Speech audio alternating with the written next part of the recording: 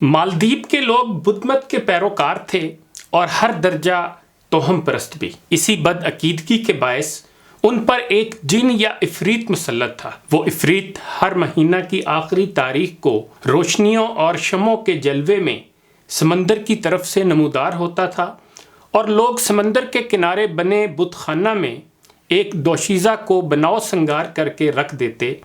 وہ عفریت رات اس بت خانے میں گزارتا اور صبح وہ لڑکی مردہ پائی جاتی اور لوگ اس کی لاش کو جلاتے۔ عفریت کے لیے دوشیزہ کا انتخاب بذریعہ قرعہ اندازی ہوتا تھا۔ ایک بار ایسا ہوا کہ قرعہ اندازی میں ایک بیوہ بڑھیا کی بیٹی کا نام نکل آیا اور وہ بڑھیا رو رو کر نڈھال ہو گئی تھی۔ گاؤں کے لوگ بھی بڑھیا کے گھر جمع تھے۔ دور سے آئے ایک مسافر نے یہ ماجرا دیکھا تو اس نے بڑھیا کے گھر کا رخ کیا۔ اس کے استفسار پر اسے سب کچھ بتایا گیا کہ عفریت کے مظالم کتنے بڑھ گئے ہیں۔ اس مسافر نے بڑھیا کو دلاسا دیا اور عجیب خواہش کا اظہار کیا کہ آج رات آپ کی بیٹی کی جگہ بت خانے میں مجھے بٹھایا جائے۔ پہلے تو وہ لوگ خوف کے مارے نہ مانے کہ عفریت ناراض ہوا تو ان کا انجام بہت برا ہو سکتا ہے، لیکن مرتے کیا نہ کرتے وہ راضی ہو گئے۔ مسافر نے وضو کیا اور بت خانے میں داخل ہو کر قرآن مجید کی تلاوت شروع کر دی۔ عفریت آیا اور کبھی واپس نہ آنے کے لیے بھاگ گیا۔ لوگ صبح نہار بت خانے کے باہر جمع ہوئے تاکہ لاش جلائی جا سکے، لیکن مسافر کو زندہ دیکھ کر وہ سکتے میں آ گئے۔ یہ مسافر مشہور مسلم دائی، مبلغ اور سیاح ابو الارقاد بربری تھا۔ ابو البرکات کی آمد اور عفریت سے دو دو ہاتھ ہونے کی خبر جنگل میں آگ کی طرح پھیل گئی۔ بادشاہ نے شیخ کو شاہی اعزاز کے ساتھ اپنے دربار میں بلایا۔ شیخ ابو البرکات نے بادشاہ کو اسلام کی دعوت دی۔ بادشاہ نے اسلام قبول کیا اور صرف 2 ماہ کے اندر اندر مالدیپ کے سب لوگ بت مت سے تائب ہو کر مسلمان ہو چکے تھے۔ یہ 1314 عیسوی کی بات ہے۔ اس مبلغ اور دائی نے مالدیپ کو اپنا مسکن بنایا، لوگوں کو قرآن و حدیث کی تعلیم دی، ہزاروں مسجدیں تعمیر کیں اور مالدیپ میں ہی فوت ہوئے اور یہیں دفن ہوئے۔ مشہور سیاح ابن بطوطہ نے مالدیپ کی سیاحت کے بعد اپنی کتاب تحفۃ النظار فی غرائب الامصار و عجائب الامصار میں یہ واقعہ لکھا ہے۔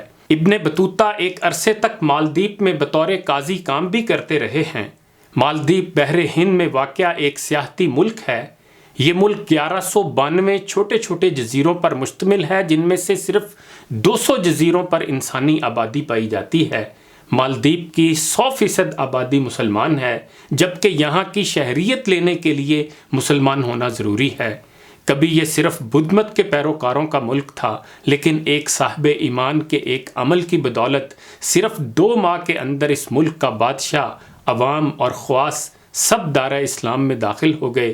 کہنے کو ابو البرکات بربری ایک شخص تھا، لیکن تنے تنہا سینکڑوں لوگوں کے برابر کا کام کر گیا۔ اقبال نے ایسے ہی صاحب یقین کے بارے میں کہا تھا کہ آگ اس کی پھونک سکتی ہے برنا و پیر کو۔ برنا و پیر کا مطلب ہے جوان و بوڑھے، یعنی تمام لوگوں کو اس شخص کا یقین صحیح راہ پر لا سکتا ہے۔ آگ اس کی پھونک سکتی ہے برنا و پیر کو، لاکھوں میں ایک بھی ہو اگر صاحب یقین، ہوتا ہے کوہ و دشت میں پیدا کبھی کبھی وہ مرد جس کا فقر خزف کو کرے نگیں۔ وہ مرد کم ہی پیدا ہوتے ہیں جن کا ایمان ایک ٹھیکری کو ہیرا بنا دے۔ تو اپنی سرنوشت اب اپنے قلم سے لکھ، خالی رکھی ہے خامہ حق نے تیری جبیں۔ یہ نیل گوں فضا جسے کہتے ہیں آسماں، ہمت ہو پر کشا تو حقیقت میں کچھ نہیں۔ بالائے سر رہا تو ہے نام اس کا آسماں، زیرے پر آ گیا تو یہی آسماں زمین۔ یعنی اگر تیرے اندر ایمان ہے تو اپنی تقدیر تو خود بنا سکتا ہے۔